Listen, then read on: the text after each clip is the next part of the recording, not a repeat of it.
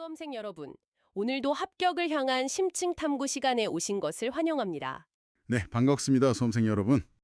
저는 그 구조역학이라는 거대한 산 앞에서 매번 고군분투하고 있지만 수험생 여러분을 대신해서 끈질기게 질문을 던질 진행자입니다.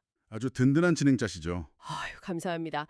사실 학부 때 재료역학에서 단순하게 휨 모멘트만 계산하던 분들이 실무 설계나 기술사 시험에 딱 진입하면 무조건 한 번씩 멘탈이 붕괴되는 지점이 있잖아요. 있죠. 무조건 옵니다. 오늘 우리가 다룰 주제가 바로 그 함정입니다. 제 곁에는 방대한 수험 자료랑 복잡한 공식들 사이에서 핵심만 딱딱 짚어주시는 최고의 메인 강사님이 나와 계십니다. 강사님, 오늘 우리가 파헤칠 자료 구체적으로 어떤 내용인가요? 네, 오늘 우리가 함께 분석하고 완벽하게 소화할 자료는요. 토목구조기술사 시험의 단골 출제 개념입니다. 실제 교량이나 건축물 설계 실무에서 절대 무시할 수 없는 현상인 횡 비틀림 좌굴, 즉 LTB에 대한 모든 것입니다. LTB, 횡 비틀림 좌굴이군요. 맞습니다. 오늘 이 심층 탐구의 미션은 아주 명확해요.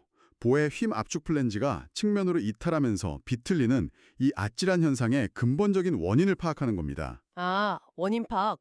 네, 그리고 이를 방지하기 위한 횡구속, 즉 측면 브레이싱 간격 산정 원리를 수험생 여러분 머릿속에 완벽하게 각인시키는 거죠. 오늘 다룰 내용만 정확히 이해하셔도 강구조 설계의 절반은 정복하셨다고 봐도 과언이 아닙니다. 강구조의 절반이라니 벌써부터 든든합니다. 자, 수험생 여러분, 그럼 본격적으로 자료를 하나씩 파헤쳐보죠. 강사님, 사실 이 이름부터가 굉장히 길잖아요. 횡, 비틀림, 좌굴. 이름이 좀 압도적이긴 하죠. 뭔가 부재가 옆으로 돌면서 무너진다는 직관적인 느낌은 오는데 역학적으로 머릿속에서 그림이 확실하게 그려지지는 않거든요. 그렇죠. 수직 하중을 받으면 보가 그냥 아래로 U자 형태로 휘어지는 건 알겠는데 왜 뜬금없이 옆으로 비틀어지는 현상이 발생하는 건가요? 그 부분을 정확히 이해하시려면요. 부재가 하중을 받을 때 단면 내부에서 벌어지는 응력의 줄다리기를 입체적으로 상상하셔야 합니다. 응력의 줄다리기요? 네, 우리가 현장에서 흔히 보는 거대한 H형강이나 교량의 플레이트 걷어를 머릿속에 딱 떠올려 보시죠. 이 거대한 보의 한가운데를 위에서 아래로 무거운 하중이 꾹 누른다고 가정해 보는 겁니다. 그럼 보는 자연스럽게 아래로 푹 휘어지겠죠? 맞습니다. 이때 단면을 중립축을 기준으로 위아래로 나누어 보면 하부에 있는 플랜지는 양쪽으로 팽팽하게 당겨지는 인장력을 받습니다. 네네. 반대로 상부에 있는 플랜지는 양쪽에서 꾹꾹 밀어붙이는 강한 압축력을 받게 되거든요. 아, 윗부분은 압축을 받아서 눌리고 아랫부분은 인장으로 당겨진다. 여기까지는 뭐 기본적인 휘목력 원리네요. 그렇죠. 그런데 여기서 진짜 문제는 이 상부의 압축 플랜지가 도대체 어떻게 행동하느냐입니다. 어떻게 행동하는데요? 이 상부 압축 플랜지만 뚝 떼어놓고 완전히 독립적인 부재라고 상상을 한번 해보세요. 독립적인 부재로요? 네, 마치 양쪽 끝에서 엄청난 힘으로 압축을 받고 있는 가늘고 긴 기둥과 똑같은 상태가 되는 겁니다. 아, 기둥. 기둥을 위아래로 세게 꾹 누르면 어떻게 되죠? 축 방향으로 버티다 못해 어느 순간 하중 방향이랑 직각인 옆방향으로 훅 휘어버리잖아요. 아하, 그게 바로 기둥의 좌굴 현상이네요. 맞습니다. 걷어의 상부 플랜지도 똑같아요. 압축력을 견디다 못해 약한 축, 그러니까 옆으로 도망치려는 겁니다. 위쪽은 도망가려고 하고. 그런데 하부 플랜지는 인장력을 받아서 팽팽하게 펴져 있으니까 원래 자리를 꼿꼿하게 지키려고 하거든요. 아, 아래쪽은 꽉 버티고 있군요. 네, 위는 옆으로 튕겨나가려 하고 아래는 팽팽하게 버티려 하니까 결과적으로 단면 전체가 꽈배기처럼 뒤틀리면서 옆으로 누워버리게 됩니다. 이게 바로 횡비틀림 좌굴의 물리적 본질입니다. 와, 윗부분이 살기 위해서 옆으로 도망치려다 걷어 전체가 꼬여버린다. 이거 진짜 구조적 모순이네요. 이해가 쏙쏙 됩니다. 자, 여기서 수험생 여러분께 퀴즈 하나 드릴게요. 보의 하중이 가해질 때 이 복잡한 횡비틀림 좌굴을 근본적으로 유발하는 힘은 플랜지의 인장력일까요? 아니면 압축력일까요? 수험생 여러분, 잠시 논리적으로 생각해 보세요. 시간 조금 드릴게요. 생각할 시간 3초 드립니다. 3, 2, 1. 당겨지는 쪽은 안정을 찾으려 할 테니까. 네, 정답은 바로 압축력입니다. 인장부는 스스로 팽팽하게 펴지면서 안정을 찾으려 하지만 압축부는 견디지 못하고 측면으로 도망가려는 불안정한 성질 때문이죠. 아, 압축력. 결국 상부 플랜지가 불안정한 기둥처럼 행동한다는 접근이 진짜 신선하네요. 그렇죠. 그래서 이 현상을 서술할 때 가장 중요한 핵심 키워드가 바로 압축 플랜지의 측면 이탈입니다. 압축 플랜지의 측면 이탈. 수험생 여러분, 제가 다시 한번 강조합니다. 핵심은 압축 플랜지의 측면 이탈입니다. 기술사 답안지 작성하실 때 이 키워드가 명확하게 들어가야 채점관한테 제대로 구조의 본질을 꿰뚫고 있다는 인상을 줄 수 있거든요. 압축 플랜지의 측면 이탈. 이건 저도 확실히 메모해도 됐습니다. 꼭 기억하셔야 합니다. 그렇다면 결국 상부 플랜지가 도망가지 못하게 옆에서 꽉 잡아줘야 한다는 결론이 나오는데요. 그렇죠. 그런데 강사님, 잡아주기 전에 애초에 그 볼을 구성하는 쇳덩어리 자체의 성질, 그러니까 철판의 두께나 굵기, 이런 것도 중요하지 않나요? 얇은 철판이랑 두꺼운 철판은 버티는 힘 자체가 완전히 다를 텐데요. 아주 날카로운 지적이십니다. 제공된 자료를 보니까 힘 강도를 계산하기 전에 보의 단면을 먼저 세 가지로 분류하더라고요. 뭐 조밀 단면, 비조밀 단면, 세장 단면. 네네, 맞습니다. 그리고 폭두께비 한계라는 람다 P, 람다 R 같은 복잡한 기호들이 막 등장하는데 이 분류 기준이 구체적으로 어떤 물리적 의미를 가지는 건가요? 외부에서 잡아주는 것도 중요하지만 단면 자체가 힘을 받을 자격이 있느냐를 먼저 평가하는 거죠. 방금 호스트님이 람다라는 기호를 언급하셨잖아요. 네, 람다 P, 람다 R. 여기서 람다는 강제의 폭을 두께로 나눈 비율, 즉 폭 두께비를 의미합니다. 아, 폭두께비. 쉽게 말해서 철판이 얼마나 얄팍한가를 나타내는 지표죠. 이 람다 값이 특정 기준선인 람다 P, 즉 소성 한계나 람다 R, 항복 한계와 비교해서 어디에 위치하느냐에 따라 단면의 운명이 완전히 결정됩니다. 운명이 결정된다고요? 자료에 명시된 세 가지 단면을 제가 실무적 관점에서 싹 정리해드리겠습니다.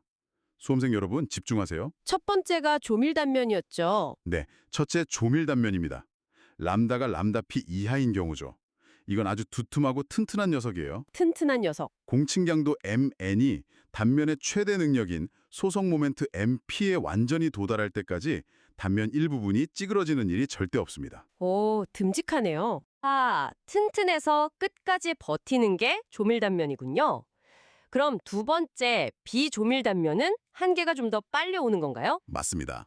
둘째, 비조밀 단면입니다. 람다가 람다 P와 람다 R 사이에 딱 끼어 있는 경우예요.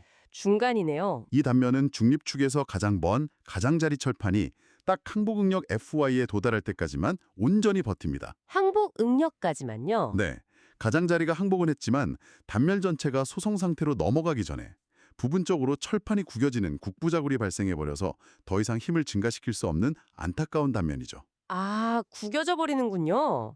그럼 마지막 세장 단면은요? 셋째, 세장 단면은 람다가 람다 R을 초과하는 아주 얇고 가냘픈 녀석입니다. 가냘픈 녀석. 이건 강제가 채 항복하기도 전인 탄성 상태에서 이미 견디지 못하고 철판이 우그러져 버립니다. 강제가 가진 항복 강도라는 그 엄청난 포텐셜을 제대로 써보지도 못하고 무너지는 단면이에요. 와, 결국 철판의 얄팍함에 따라서 국부좌굴이 언제 일어나느냐 그 싸움이군요. 정확합니다. 그런데 기술사 시험장에서는 이 세 가지 단면의 정의나 조건이 긴장하면 막 머릿속에서 섞일 것 같거든요. 수험생들이 헷갈리지 않게 머릿속에 딱 넣을 수 있는 암기 방법 같은 게 있을까요? 복잡할 땐 앞글자만 따서 조, 비, 세로 외우세요. 조, 비, 세요. 네, 조비세. 좀 원초적인 암기법이긴 한데 총각을 다투는 시험장에서 직관적으로 떠올리기엔 진짜 이만한 게 없습니다. 뜻이 어떻게 되나요? 조금만 더 버텨라, 소성까지. 아, 조, 비참하게 항복하면 끝. 비. 세상에 세 장당 몇면 쓴다. 세상에. 와, 조금만 더 버텨라 소성까지? 비참하게 항복하면 끝! 세상에 세 장 단면을 안 쓴다. 의미가 다 담겨 있네요. 특히 중요한 게 전 마지막 세 장 단면입니다. 자료의 설계 기준을 자세히 보시면 도로교 설계 기준에서는 이 세 장 단면의 사용을 아예 허용하지 않고 있다고 명시되어 있어요. 아, 아예 못 쓰게요? 네, 교량은 대형 트럭이 쌩쌩 달리는 거대한 동하중이랑 반복적인 피로 하중을 견뎌야 하잖아요. 그렇죠. 그런데 항복하기도 전에 제풀에 찌그러지는 세 장 단면을 주부제로 썼다간 대형 사고로 직결되겠죠. 그래서 도로교엔 세 장 금지라는 철칙이 있는 겁니다. 도로교엔 세 장 금지. 교량의 동화중 특성을 생각하니까 아주 자연스럽게 납득이 됩니다. 좋습니다. 이 부분은 객관식 지문이나 서술형 답안에서 채점관이 무조건 확인하는 함정 포인트예요. 무조건 확인하는군요. 수험생 여러분, 다시 한번 강조합니다. 메모하십시오. 도로교 설계 기준, 세 장 단면 불어. 이거 꼭 챙겨가셔야 합니다. 도로교 세 장 단면 불어. 확실히 챙기겠습니다. 그런데 강사님, 제가 방금 설명해 주신 단면 분류를 듣다 보니까 하나 질문이 생겼어요. 네, 어떤 부분이죠? 단면의 철판이 우그러진다고 표현하신 국부사굴이라는 현상하고 처음에 말씀하신 보 전체가 비틀리는 횡비틀린 좌굴의 스케일 차이가 약간 헷갈리거든요. 아, 그럴 수 있죠. 현장 실무에서는 이 두 가지를 정확히 어떻게 구분하나요? 그 둘을 혼동하는 건 수험생뿐만 아니라 초보 엔지니어들도 현장에서 흔히 겪는 일입니다. 스케일과 발생 메커니즘 자체가 완전히 달라요. 어떻게 다른가요? 국구자굴은 말 그대로 국소적인 찌그러짐입니다. 아까 제가 빈 캔 말씀드렸죠? 네네. 빈 콜라 캔을 발로 밟았을 때 캔의 얇은 껍질 표면 일부가 우그러지는 현상을 떠올려 보세요. 아, 표면만 찌그러지는 거요? 전체 기둥의 형태는 유지되고 있는데 표면 자체가 항복하지 못하고 구겨진 겁니다. 앞서 말한 람다 값이 이 국부좌굴을 결정하죠. 그럼 횡비틀림 자굴은요? 오늘 우리의 메인 테마인 LTV는 다릅니다. 실제 교량 시공 현장을 상상해 보시죠. 수십 미터짜리 거대한 강교량의 걷어를 크레인으로 들어 올려서 거치를 합니다. 상상이 됩니다. 이때 걷어 표면의 철판이 구겨지는 게 아니라 이 거대한 강철 걷어 전체가 마치 거대한 뱀처럼 좌우로 꼬이면서 버티지 못하고 휙 누워버리는 현상이에요. 와, 뱀처럼 휙 누워버린다고요? 이건 스케일이 거대한 부재 전체의 안정성 문제입니다. 단면이 아무리 두툼한 조밀 단면이라도 부재의 길이가 너무 길면 횡비틀림 좌굴은 무조건 발생합니다. 아하, 캔의 얇은 껍질이 우그러지면 국부좌굴, 거대한 빈 부재 자체가 크게 비틀리면서 통째로 넘어가면 횡비틀림 좌굴이군요. 스케일의 차이라는 말씀이 확 와닿습니다. 이해가 빠시네요. 그럼 결국 이 거대한 걷어가 옆으로 눕지 못하도록 꽉 막아주는 게 핵심이겠네요. 바로 그겁니다. 그래서 현장에서는 이 걷어가 혼자서 길게 방치되지 않도록 옆에 있는 걷어와 연결하는 가로보나 수평 브레이싱을 일정 강력마다 설치해서 압축 플랜지를 꽉꽉 붙잡아줍니다. 브레이싱으로 꽉 묶어두는 거군요. 네, 이렇게 구속제가 꽉 잡아주는 핀과 핀 사이에 실제 물리적 거리, 즉 아무런 구속 없이 걷어 혼자서 버텨야 하는 그 자유로운 구간의 길이를 우리는 비지지 길이, 기호로는 LB라고 부릅니다. LB. 이 LB가 얼마나 길게 방치되어 있느냐에 따라 횡비틀린 좌굴이 발생하는 양상이 완전히 달라지기 때문에 강도 저하 수준을 세 개의 구역, 즉 존 1, 2, 3로 나누게 됩니다. 3단계 횡재굴 구간, 존 1, 2, 3로 나뉜다는 건 브레이싱을 얼마나 촘촘하게 설치했느냐에 따른 성적표 같은 거네요? 비유가 아주 정확합니다. 각각의 존은 어떤 상태를 의미하나요? 이 세 구간은 실제 비지지 길이 LP랑 두 가지 이론적인 한계 길이, 즉 LP와 LR의 크기를 비교해서 결정됩니다. LP는 소성 한계, LR은 비탄성 한계, 맞죠? 맞습니다. 첫째, 존 1, 소속 영역입니다. 설계자가 브레이싱을 아주 촘촘하게 설치해서 LP가 LP 이하인 경우죠. 촘촘하게 잡아둔 거군요. 네, 옆으로 누울 틈조차 주지 않고 꽉 잡아놨으니까 부재 전체가 항복을 넘어 완전한 소성 힌지가 형성될 때까지 횡비틀린 좌굴이 아예 일어나지 않습니다. 가장 이상적인 상태네요. 네, 가장 안전한 상태로 단면이 낼 수 있는 100% 최대 힘인 소속 모멘트 MP를 그대로 설계 횡광도로 사용할 수 있습니다. 그럼 존 2는요?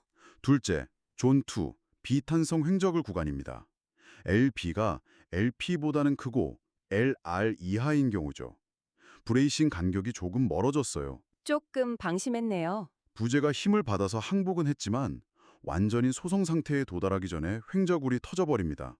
이때는 거리가 멀어질수록 강도가 선형적으로 서서히 감소하게 됩니다. 아, 강도가 점점 깎이는군요. 마지막 셋째, 존 3, 탄성 횡저굴 구간입니다. LP가 LR보다 큰 아주 위험한 경우예요. 네, 부재가 힘을 받아 항복이라는 걸 해보기도 전에 탄성 상태에서 너무나도 허무하게 옆으로 휙 돌아가며 좌굴해버립니다. 강도 저하가 급격하게 일어나는 가장 비효율적인 구간이죠. 정리가 쏙쏙 됩니다. 촘촘하게 잡아주면 존 1이라 소성 모멘트 100% 발휘, 간격이 넓어질수록 항복 전에도 무너질 수 있는 존 3 위험이 커진다. 정확합니다. 그렇다면 설계하는 엔지니어 입장에서는 무조건 강도를 100% 쓸 수 있는 존 1 안으로 들어오게 간격을 맞추는 게 최우선 핵심이겠네요. 당연하죠. 그래서 이 존 1과 존 2의 경계를 딱 가르는 기준점, 즉 소성 한계 비지지 길이 LP를 산정하는 공식이 수험에서나 실무에서나 미치도록 중요한 겁니다. 여기서부터 강도 손실이 시작되니까요. 아, LP 공식. 이 공식은 기술사 수험생